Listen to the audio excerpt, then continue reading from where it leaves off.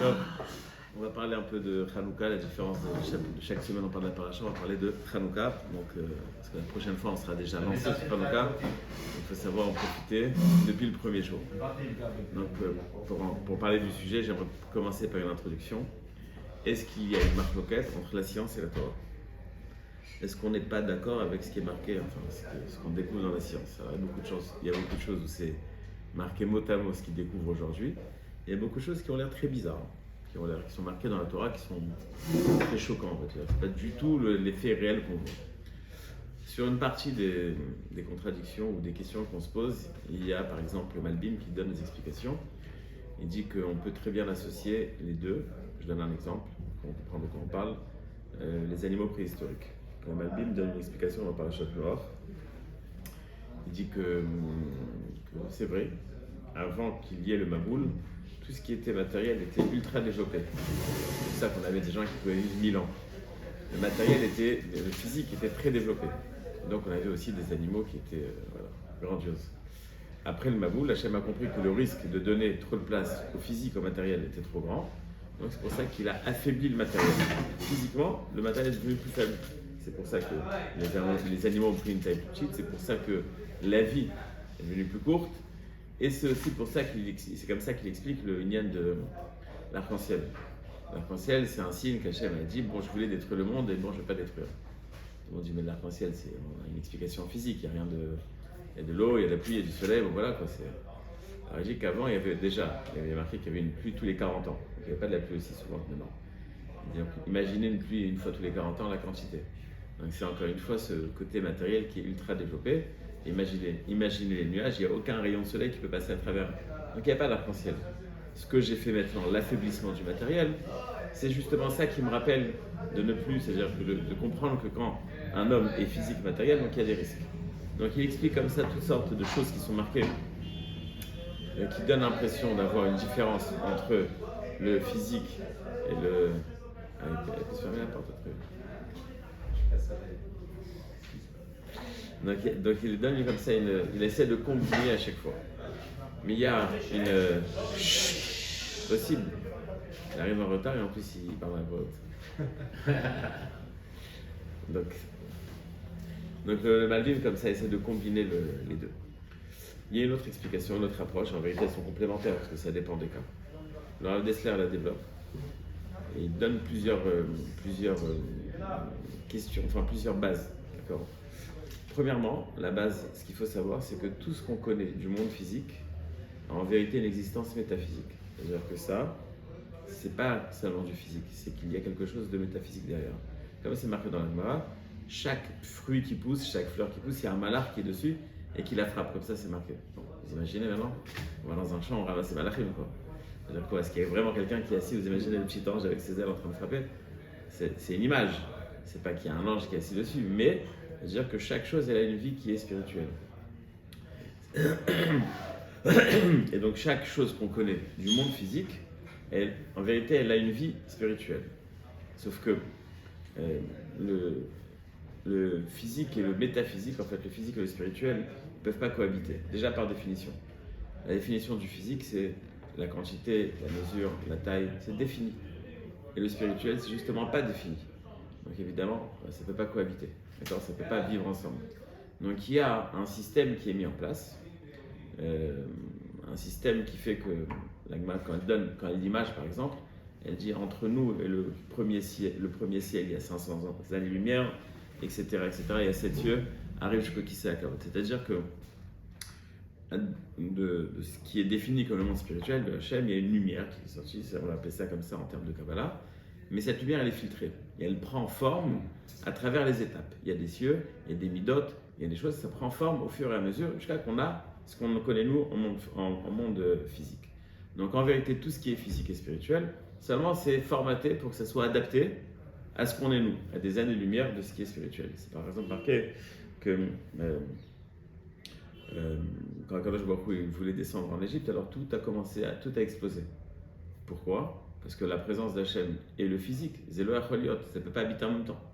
Encore une fois, l'infini et le défini, il y a un problème, ça ne peut pas cohabiter, donc c'est pour ça qu'il y a cette étape-là. Donc ce qui fait que Et la Shrina.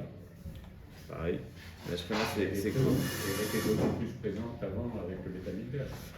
Mais c'est pas le dévoilement, c'est-à-dire encore une fois, c'est formater quelque chose. C'est pas Hachem. C'est une image de, c'est une impression de. C'est toujours ce inyan-là de. Il y a une distance entre ce que c'est vraiment et ce qu'on a l'impression. Je donne un exemple. Il y a marqué que tous les Havot, ils avaient une prophétie. Moshe Rabbeinu, il avait une prophétie, Espaklaria Meira. C'est-à-dire qu'il y a ceux qui avaient une image. Le Rambam, il donne cette explication. Les prophètes, ils ont un message, une photo.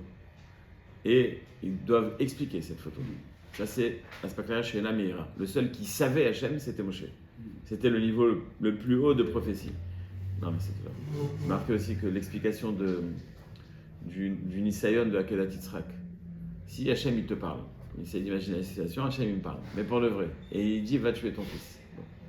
Ok, on n'arrive pas à le... Parce que voilà, le cœur n'y est pas, mais bon, il lui a dit clairement. Mais si c'est pas ça, il lui a pas dit clairement. Il lui a imagé quelque chose. Abraham, il aurait pu dire, non, c'est sûr qu'il veut pas que je le tue. Il aurait pu mettre son intérêt avant la lecture de l'image.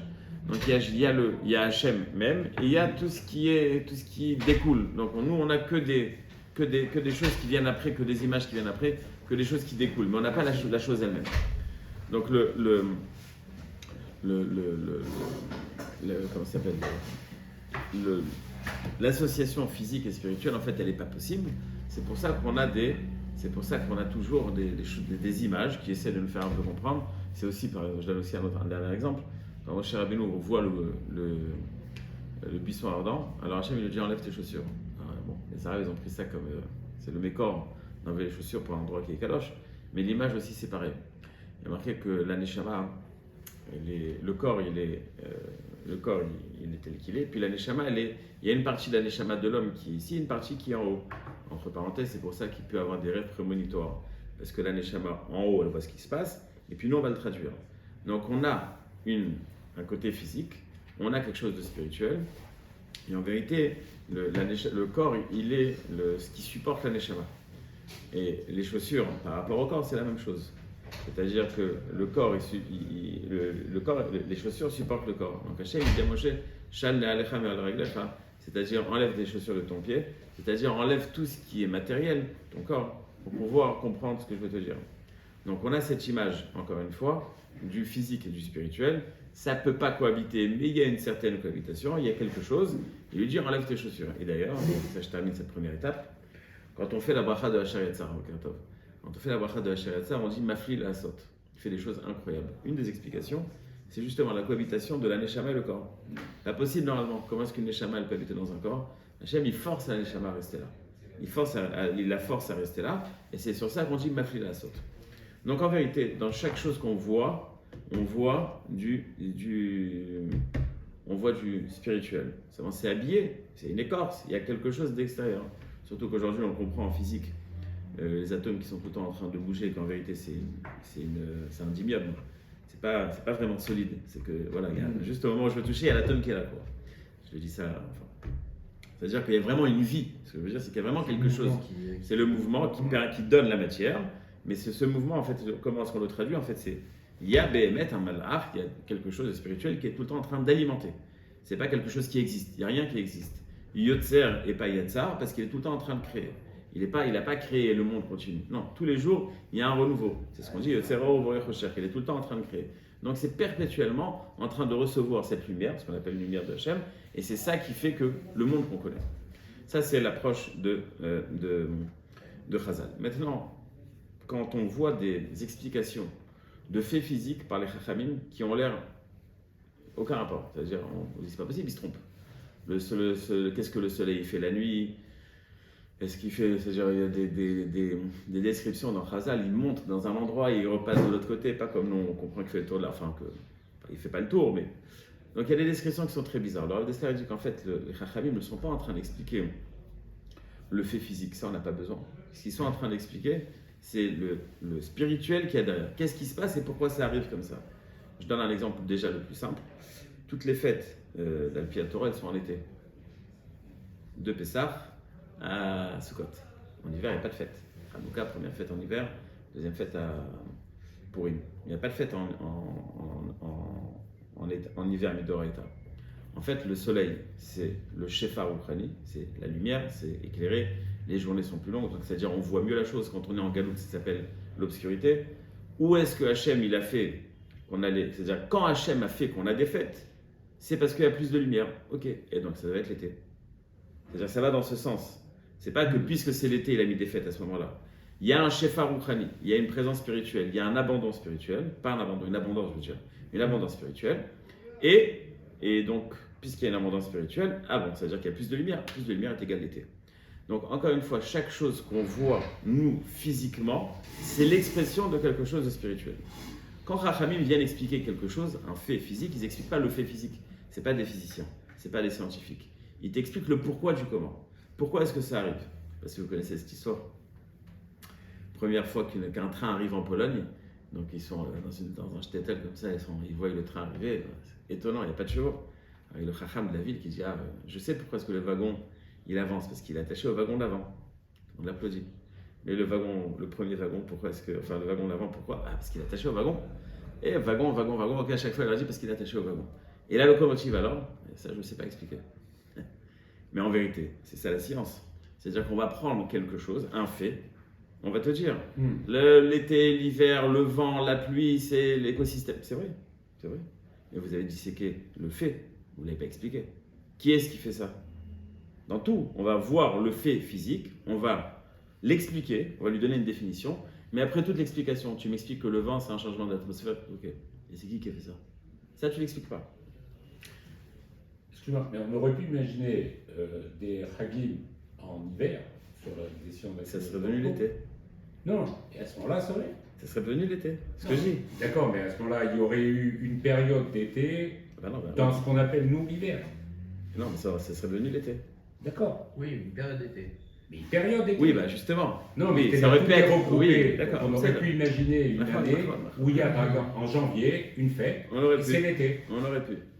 Et non. C'est pas non. arrivé. Oui, mais c'est vrai. Dans le raisonnement. Mais c'est pas arrivé. Maintenant, je ne sais pas pourquoi c'est pas arrivé. Je ne suis pas en train d'expliquer. Je suis en train de donner rien qu'une façon d'analyser la chose. C'est-à-dire, on pourrait dire bon, bah voilà, les fêtes c'est en été parce que c'est plus agréable. Mais non, c'est les fêtes qui ont créé l'été. D'accord.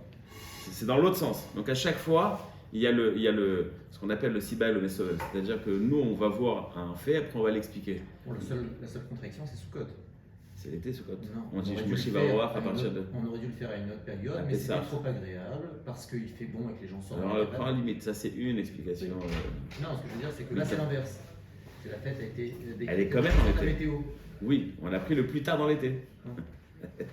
Oui. On prend, on le fait pas en décembre. Mais bon, c'est qu'une explication, mitoch 10 explications. L'idée, elle est que tout ce qui est, tout fait physique qu'on a en fait découle d'un fait spirituel. Stapler, une fois, était malade, et il est parti voir un médecin. Et le médecin, il a dit voilà, tu as tel problème à tel endroit. Voilà ce qu'il faut faire. Stapler, je ne t'ai pas demandé ce qu'il faut faire, je t'ai demandé qu'est-ce que j'ai. Il a dit si tu viens chez moi, il y a une solution. Il a dit non, j'ai pas besoin de ta solution. Il a dit bah, pourquoi tu viens chez moi? Il a dit je t'explique.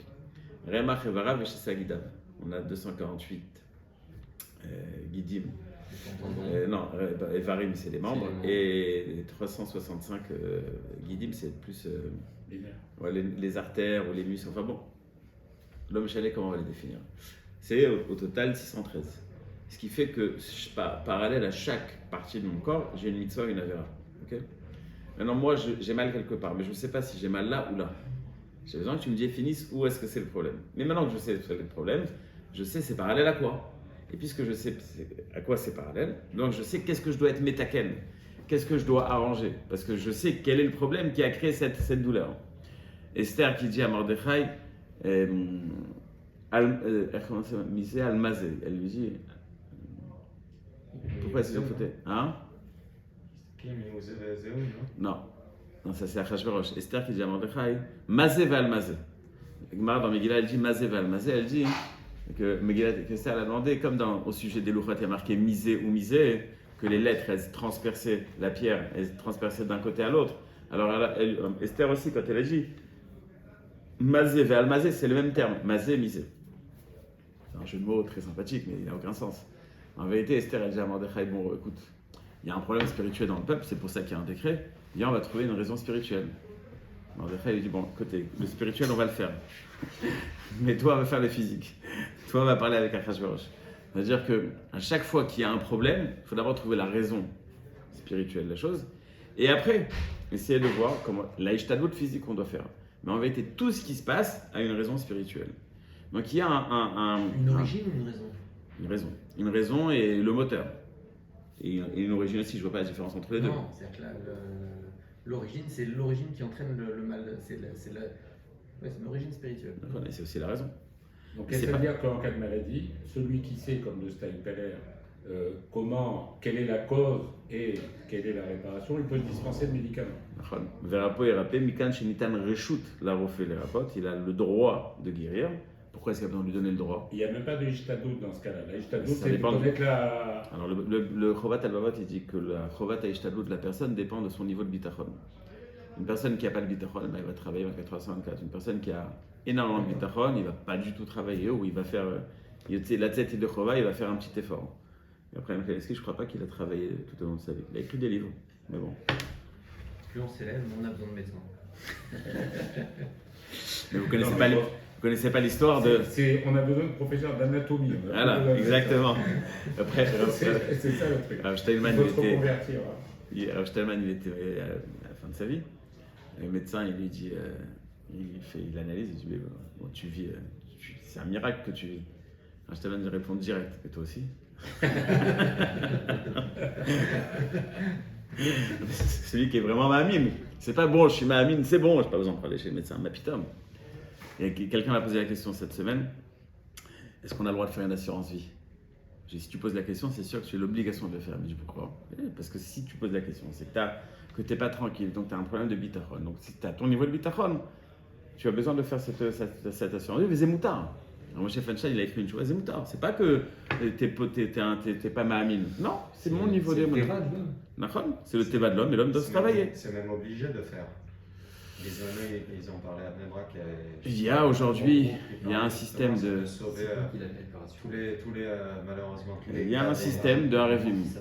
Harevim, c'est un système qui est mis en place par Koupataïr, qui fait qu'il y a des groupes de personnes, tu as 1000 personnes. Si jamais un des 1000 meurt, il y a un prélèvement qui est fait direct sur les 1000 autres par rapport au nombre d'enfants, jusqu'à qu'ils ont mis la somme qui est prévue par rapport au nombre d'enfants. Donc c'est entre guillemets l'assurance vie. Quelqu'un est parti dans le Reprem Keneski, est-ce qu'il a le droit de payer du maaser pour un régime? Il a dit ça dépend. Si tu le fais en tant qu'assurance vie, non. Et si tu le fais en tant que mitzvah, oui. Ça dépend de toi. Donc ça dépend de la personne. Dans la mitzvah d'Emunah et Bitachon, c'est la vraie mitzvah qui est dépendante de chacun. Donc évidemment, tu ne peux pas dire je suis Mahamine alors que tu n'es pas Mahamine dans ton cœur et tu attends que ça arrive tout seul. Non, ça n'arrivera pas. Mais même quelqu'un qui est Mahamine, il va faire une Ishtadlout. Quel est le niveau de Ishtadlout? Ok. Ça manque des histoires dans la Gemara où dans la Sechet Ta'anit, maintenant il y a un Hémora qui passait dans son potager tous les jours et il disait bon, ici il y a besoin de pluie, ici il n'y a pas besoin, ici il y a besoin, ici il n'y a pas besoin. Et la pluie elle tombait. Ça c'est Ishtadlout. Il ne travaillait pas trop dur. Pourquoi il a besoin déjà? Il a qu'à prier Hachem, envoie la pluie, il a besoin. Non, c'est Ishtadlout. C'est de vérifier. Et s'il y a besoin, Hachem envoie la pluie, il Gamara fait Ishtadlout. Donc en vérité, on a. Pardon? Il a inventé le goutte à goutte. Ah ouais. On aimerait bien avoir le même. On aimerait bien avoir le même. On aimerait vraiment avoir le même.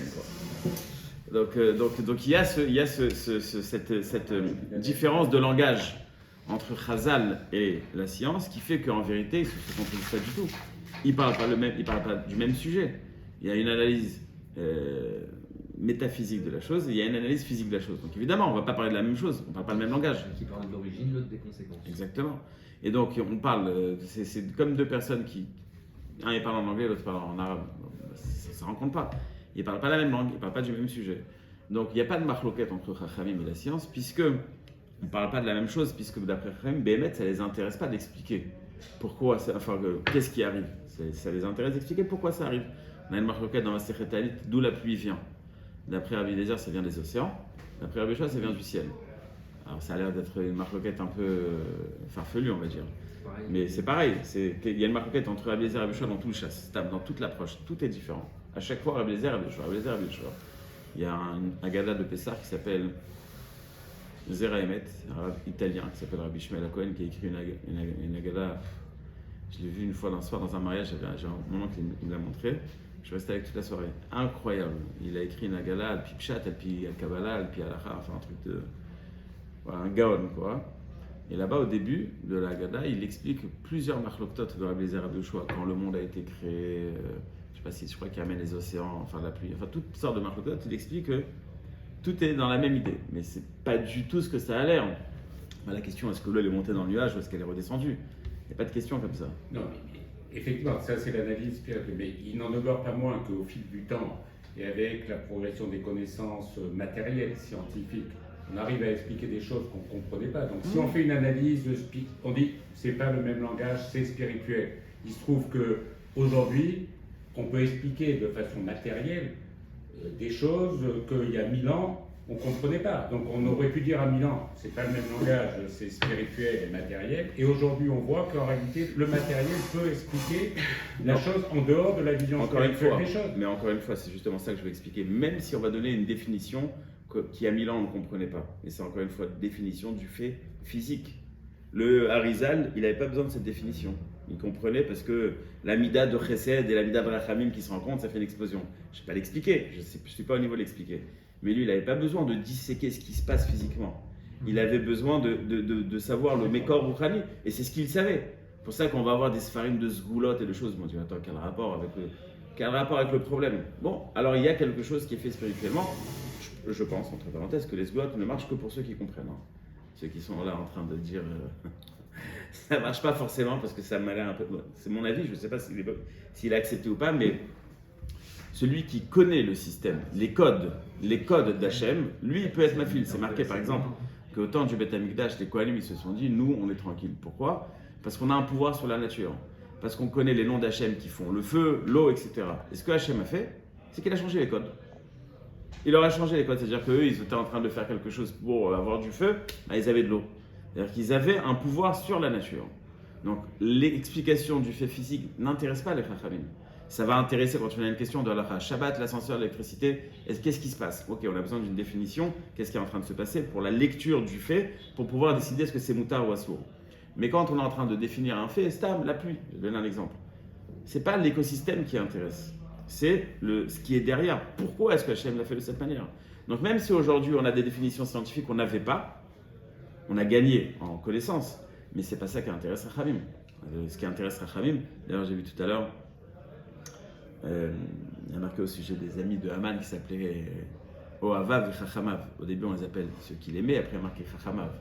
Et on a dit Mikan, de là on voit que même les goïms qui sont Chachamim doivent s'appeler Chachamim.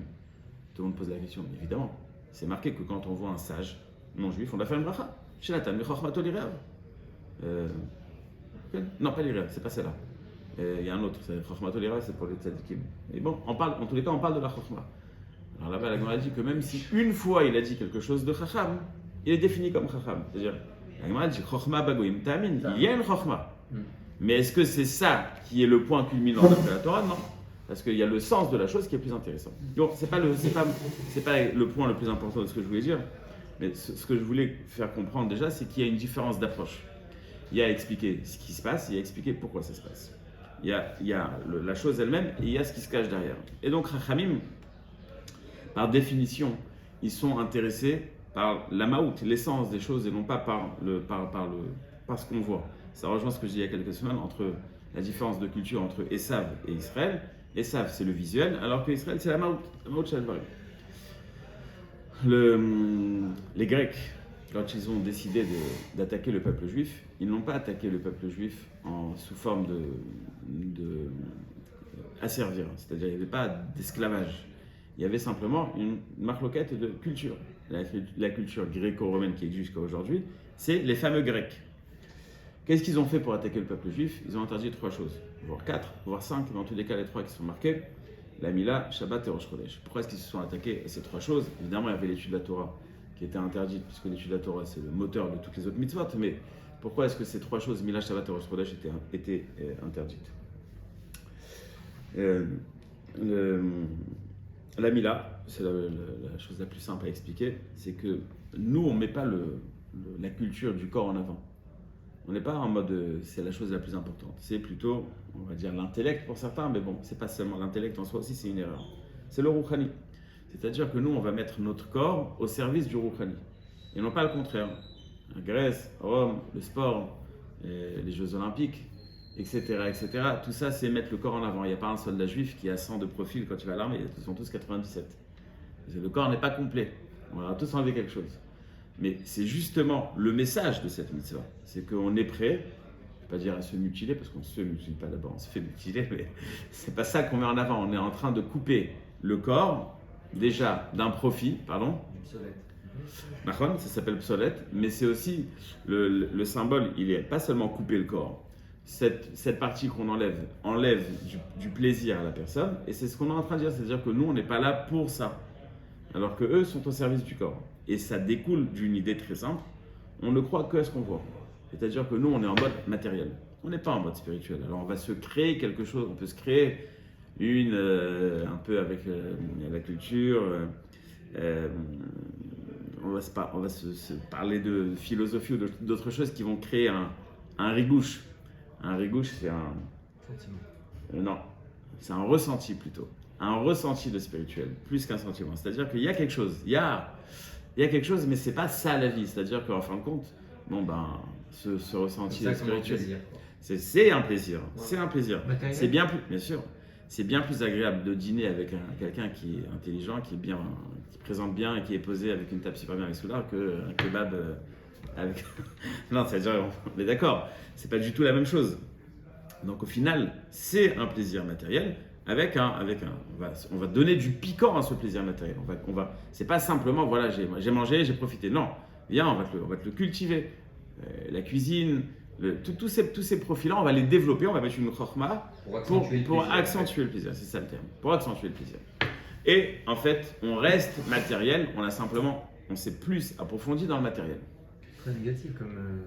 Pardon ? C'est négatif comme vision. C'est la métioute. La femme, c'est négatif. Je suis d'accord avec toi. C'est la métioute. Je ne suis pas en train d'embellir les choses. Plaisir du corps. Mais évidemment, c'est la culture. Tu pries, c'est pour ton plaisir matériel. Non, je ne parle pas en mode juif, je parle en mode non-juif. Je ne parle pas en mode tefila. Je vais développer. Je vais développer. Oula, j'ai pas vu qu'il était tard. Ah, mais je croyais que j'avais le temps. La Levana, la lune. Pourquoi est-ce que la lune, c'est quelque chose qui est... Nous, on fait Birkat Alvana, on fait une tefila spéciale, le calendrier juif, tout est axé sur l'Alvana. Parce que l'Alvana, le symbole de l'Alvana, c'est on va la voir, elle va disparaître, elle va disparaître. Et on sait très bien qu'elle va revenir. Pourquoi est-ce que tu sais qu'elle va revenir ? Comment est-ce que tu sais que tu vas revenir ? C'est qu'on sait qu'il y a quelque chose qu'on ne voit pas. On n'est pas capable de voir physiquement. Donc on a une émouna dans ce qui n'est pas visible.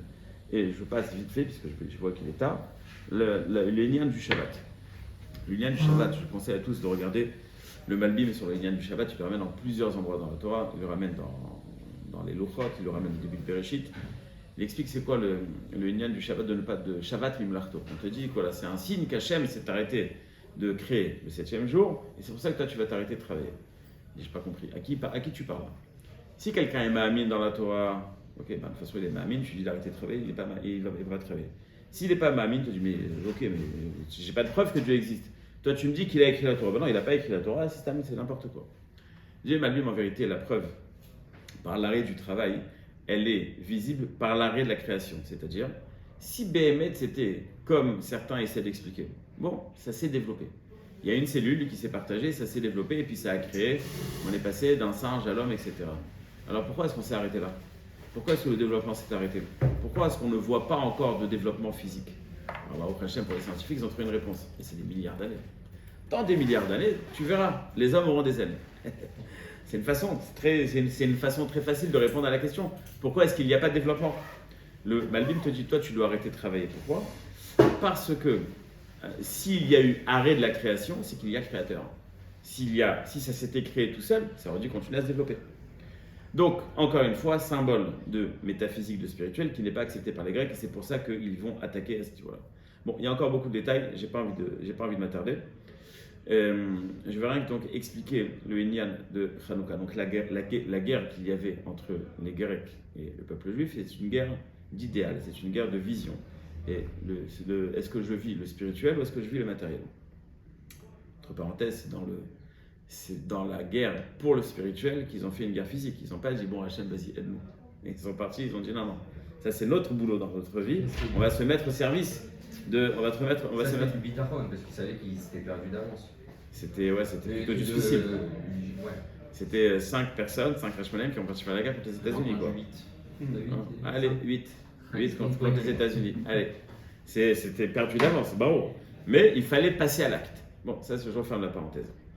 La guerre, donc, elle est dans une guerre de vision. Qu'est-ce qu'on doit faire? Les Evanim sortent en guerre contre le peuple juif. Les Hashmonaïm sortent en guerre contre les Evanim pour affirmer cette identité. C'est-à-dire, nous, on croit au métaphysique et non pas au physique. Donc, nous, on veut servir à 100% et pas à 90%. Puisque pour nous, tout est une entité, tout doit être fait dans les règles de l'art et pas à peu près, c'est bon, on va s'arranger. On a une mitzvah qui s'appelle la mitzvah Chanoukia. J'accélère vraiment, mais c'est pas grave. Cette mitzvah, normalement, on a d'un côté la mezouza, de l'autre côté la Chanoukia, ça doit être à la porte. La Gemara nous dit que c'est comme ça que ça doit être, pour que Sheyeh Mesovev et mitzvot. Pour qu'il soit entouré de mitzvot. Quel est le sens? Ça veut dire, bon, tu rentres, super, il y a de la bracha là, des deux côtés, bien, comment ça? C'est un peu plus profond que ça. Les Achronim, ils expliquent comme ça, ils disent que la mitzvah de Mezouza et la mitzvah de Chanouka, elles sont deux choses complémentaires. On vit dans un système qui est jusqu'à aujourd'hui, en vérité, la continuation de cette culture grecque.